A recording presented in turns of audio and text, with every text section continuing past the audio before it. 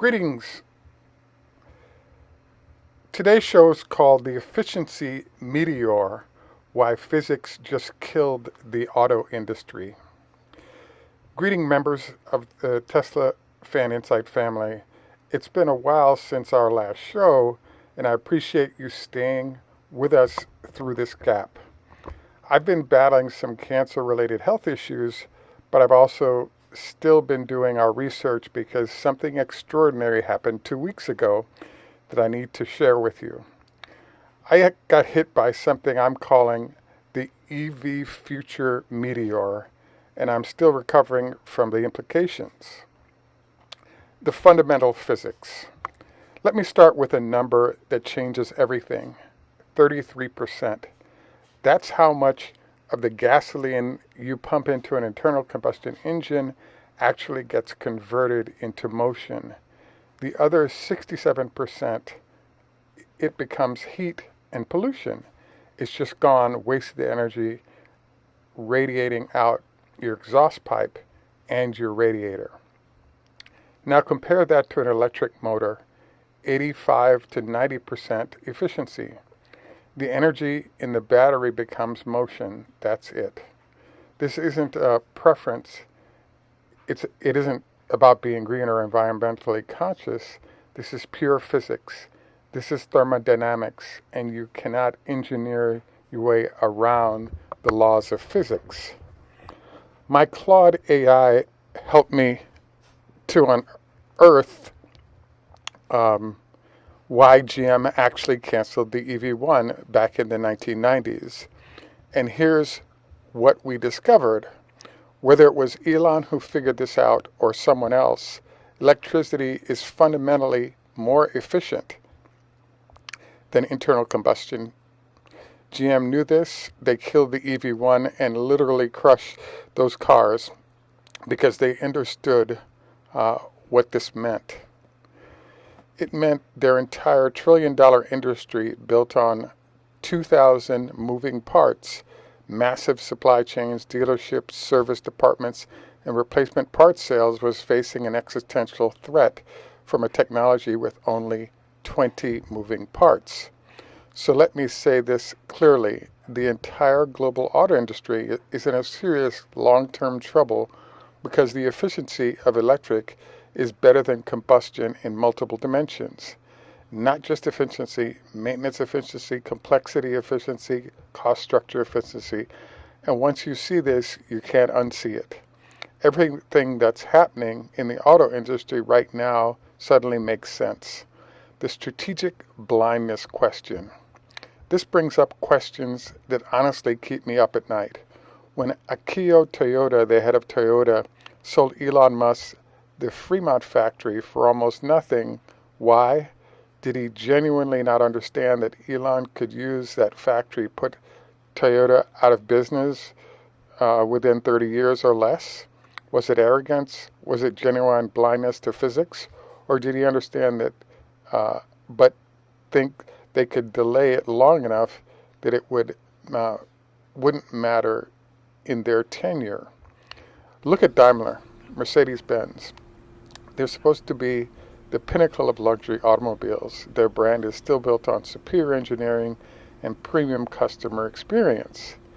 Tesla builds a supercharger network that makes long-distance EV travel not just possible, but pleasant. And what does Daimler do? Nothing. How does Daimler not offer its own luxury charging spaces for their cars?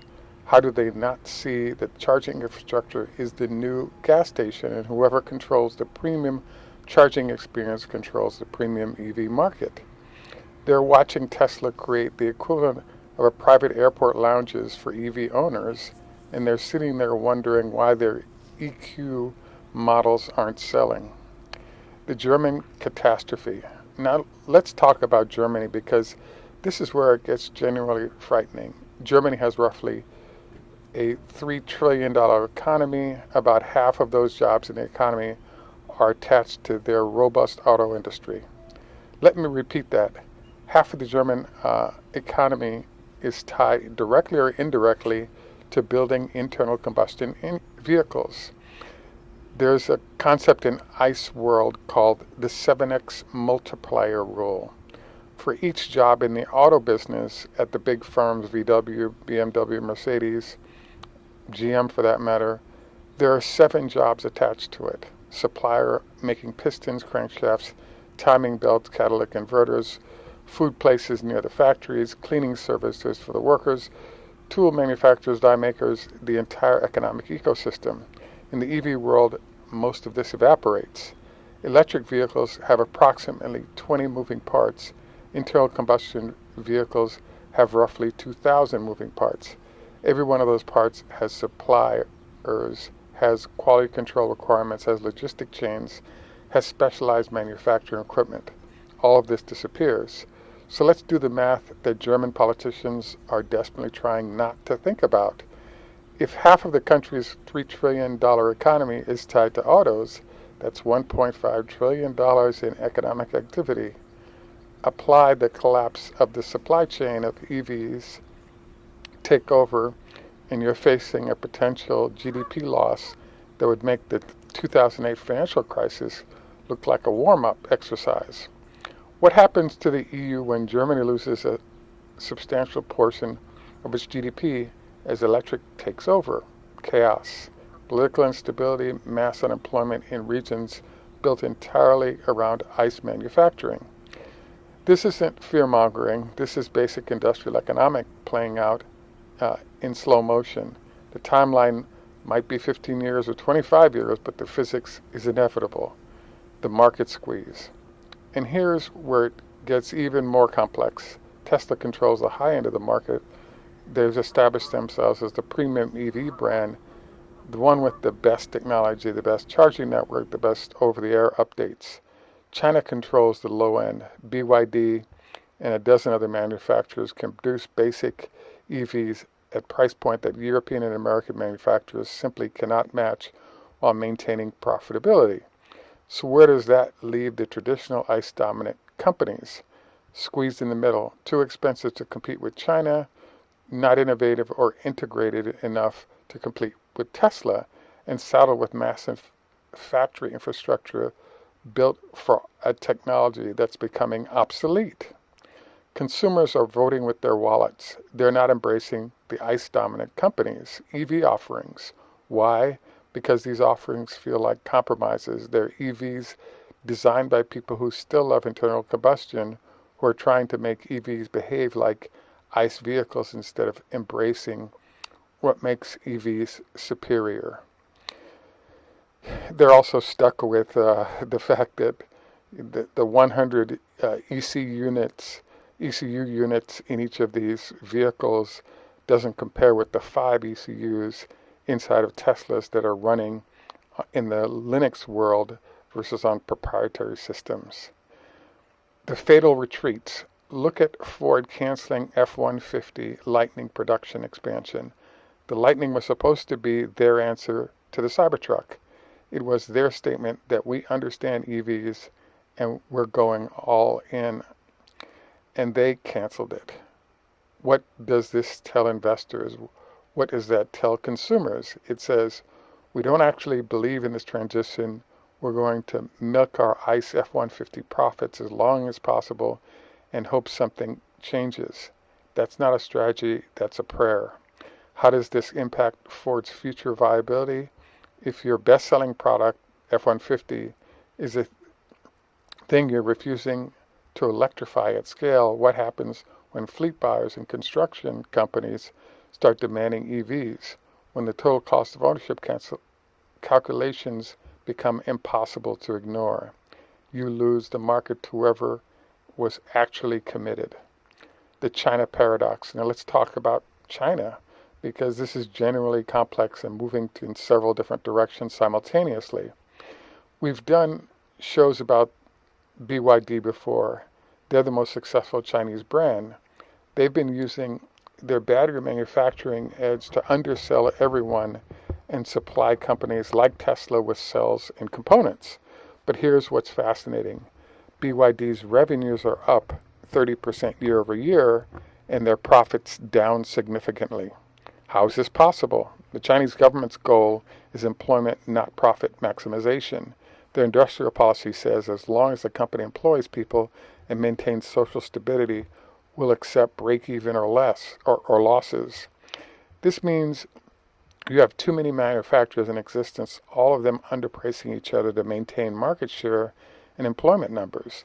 This creates what I call living dead firms, companies that should have failed under normal market conditions but keep operating because of state support. And these zombie companies keep underpricing viable firms like BYD, which compresses everybody's margins. Tesla is somewhat affected, but not directly. For Western companies, this is a nightmare scenario.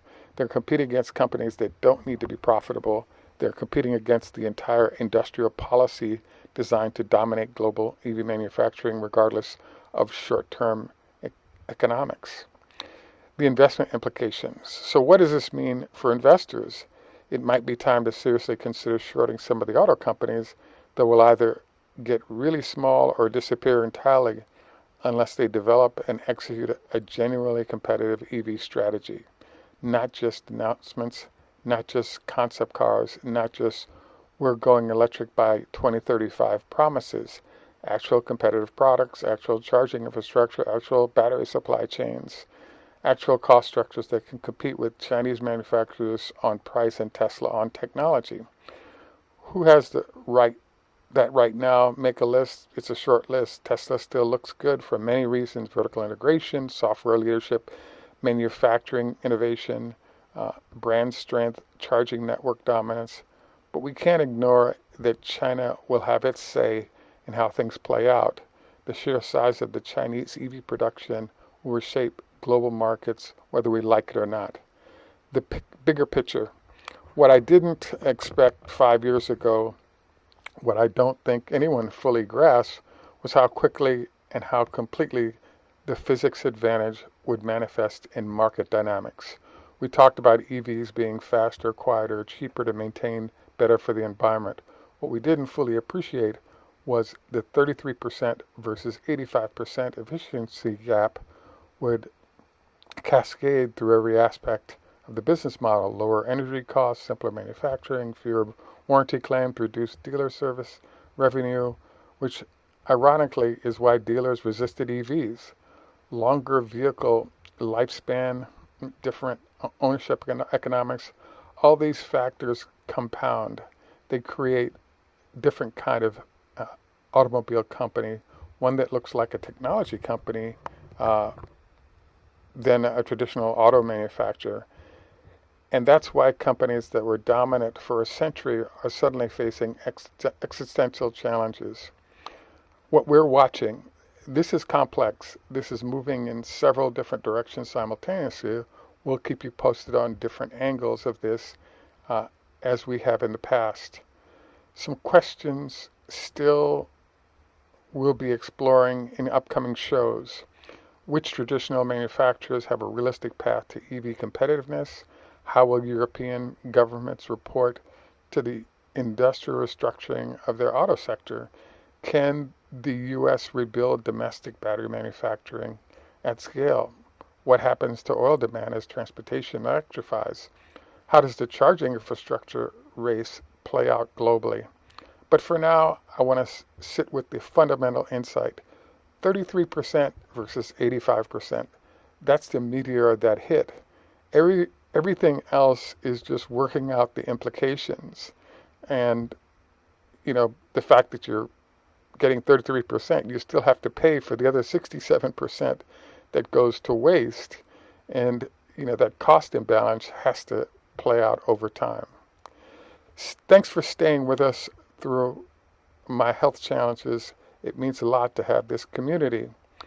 Our health tip for today: maintaining your gut biome requires diversity. Aim for at least 31 different plant compounds, different vegetables, fruits, nuts, seeds, whole grains, legumes. Your gut bacteria thrive on variety, and a healthy gut supports everything from immune function to mental health.